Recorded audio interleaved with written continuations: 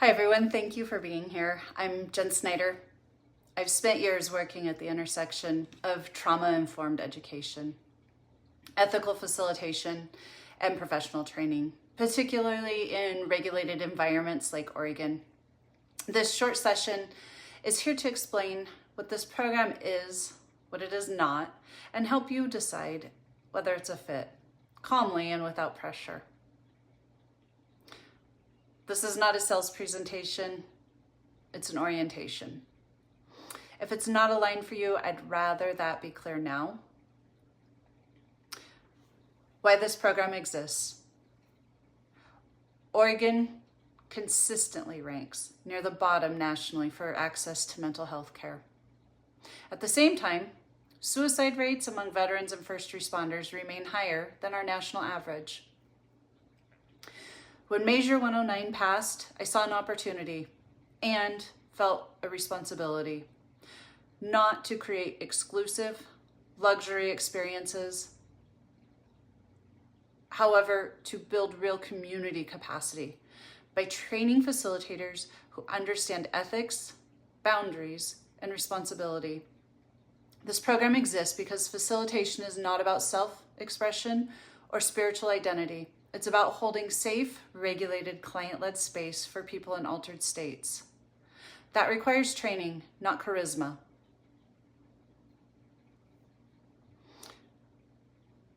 What you actually are learning with the curriculum. This is a professional education program aligned with Oregon's client-led psilocybin model. The curriculum focuses on 3 core areas. First, ethics, safety, and responsibility. You'll learn professional boundaries, consent and power dynamics, altered state vulnerability, ethical decision-making in real scenarios, what facilitators should do and not do. Secondly, client-led facilitation skills. Oregon's model is not therapist-led and not directive. That means students must learn how to follow rather than guide, how to avoid interpretation or meaning-making, how to support without steering, how to stay grounded when a client is emotional, silent, or disoriented. Third, authentic and attuned communication. This is critical. You'll practice neutral, non-leading language, consent-based check-ins, clear, grounded responses under pressure, how to communicate without projecting, rescuing, or spiritualizing, how to maintain presence without over-talking. These communication skills are central to safety in Oregon's client-led model. They're not optional, and they're also not intuitive. Practicum explained with clear and ethical boundaries. All students complete a 40-hour supervised practicum at Shrooms Cafe in Ashland, Oregon in 2026. And here's how it works. Practicum hours are scheduled flexibly by the student. Hours may be completed at any point during the 11-week course, and practicum is observational and participatory within approved support roles.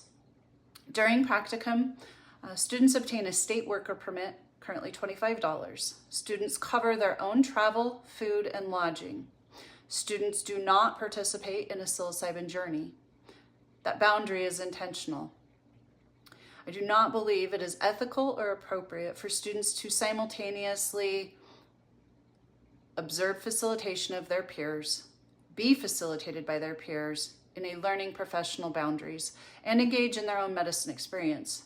That creates dual role dynamics, blurred consent, and unnecessary risk. If a student chooses to have a personal psilocybin experience, they may do so independently and outside of training. It is not required, and it is not part of this program. This program is about learning how to hold space, not center yourself.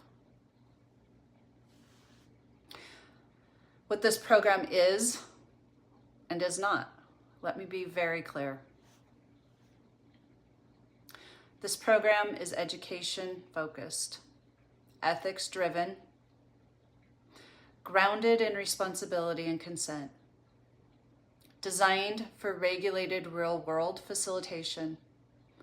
This program is not a healing retreat, a therapeutic container, a space to process your personal trauma, a personal medicine experience. This clarity protects everyone. If you are seeking personal healing, there are beautiful spaces for that. This simply isn't one of them. Tuition and values. You may notice this program is priced lower than many others. That is intentional. Lower tuition does not mean lower standards.